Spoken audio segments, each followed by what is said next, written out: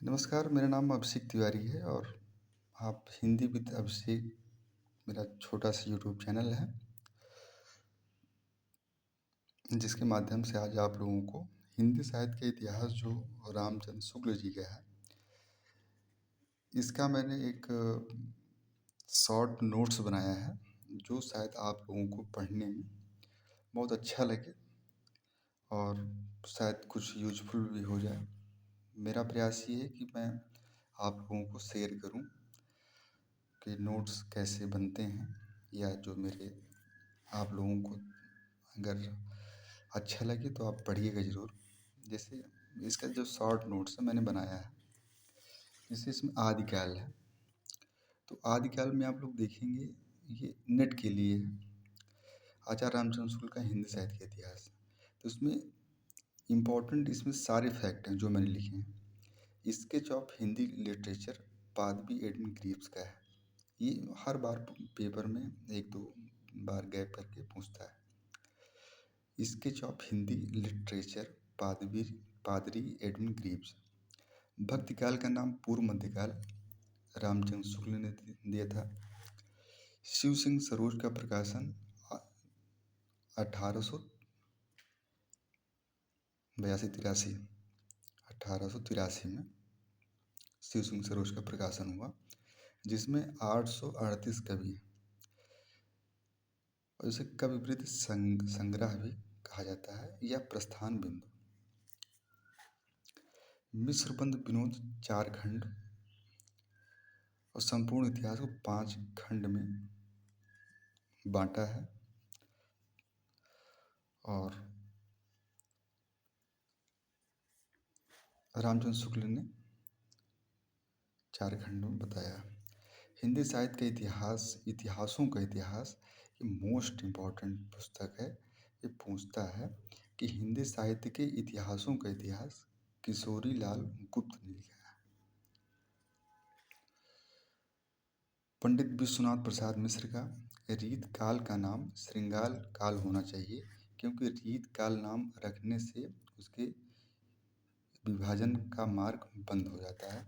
ये कोटेशन दे के पूछ देगा ये किसकी है, तो पंडित विश्वनाथ प्रसाद मिश्र के रीत काल का नाम श्रृंगार काल होना चाहिए और क्योंकि रीत काल नाम रखने से उसके विभाजन का मार्ग बंद हो जाता है। आइए अब कीर्तिलता। ये पहली चीज कौन सा काव्य है? प्रबंध काव्य है कीर्तिलता। ये 4 पल्लवों में बटी हुई है, 4 पल्लवों में। खुमान रासो जयमंग जस चंद्रिका, ये प्रबंध काव्य है। खुमान रासो जयमंग जस चंद्रिका। खालिक बारी हिंदी फारसी शब्दकोश है। प्राण संकली गोरखनाथ की चर्चित पुस्तक है, इम्पोर्टेंट है। प्राण संकली गोरखनाथ की पुस्तक है। सूर सागर को कृष्ण चरित्र का महाकाव्य ब्रजेश्वर शर्मा ने बताया। सूर सागर को कृष्ण चरित्र का महाकाव्य ब्रजेश्वर शर्मा ने बताया। मुक्तक काव्य की बात करेंगे, दोहावली है, कवितावली है और रामाज्ञा पर। निम्बिकाचार्य का वेदांत पर्याद सौरभ, प्रपन्न कल्पली और श्री कृष्ण सत्वराज। ये मोस्ट इम्पॉर्टेंट है, ये सब जो पेपर में पूछता ही पूछता है। और देखिएगा, घनानंद की समस्त रचनाओं को घनानंद ग्रंथावली से नाम से संवादित विश्वनाथ प्रसाद मिश्र ने किया है। घनानंद की समस्त रचनाओं को घनानंद ग्रंथावली से नाम से संपादित विश्वनाथ प्रसाद मिश्र ने किया है। चिंतामणि छंद विचार और काव्य निर्णय जो है बहुत इम्पोर्टेंट है। ये काव्य निर्णय मेरे एग्जाम में आया था एक बार, भिखारी दास का है। रीत युगिन कवियों का सर्वाधिक प्रिय छंद सवैया रहा है। ये पूछता है, इम्पोर्टेंट है कि रीत युगिन कवियों का सर्वाधिक प्रिय छंद सवैया है। छंदमाला केशवदास, छंदसार मदिराम, छंद विचार चिंतामणि, छंदरोणो पिंगल। ये बहुत इम्पोर्टेंट है जो कि आपको कंफ्यूज कर सकता है।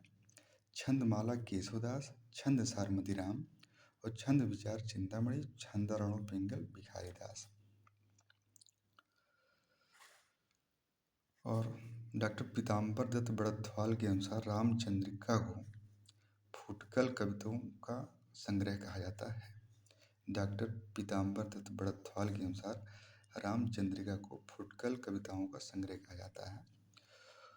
और दूसरा फैक्ट है इसमें, छायावाद को विचित्र मोती सी तरलता प्रसाद जी ने कहा।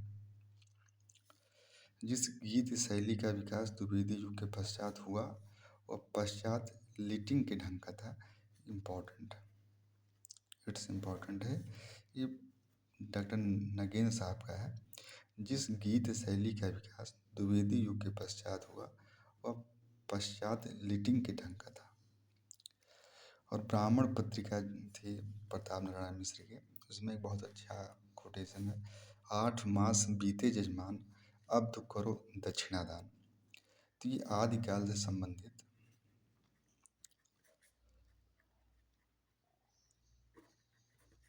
कुछ इम्पोर्टेंट फैक्ट्स हैं रामचंद्र शुक्ल के। आप लोग उसको देखिएगा और प्लीज़ अच्छा लगे तो सब्सक्राइब कर दीजिएगा। नमस्कार।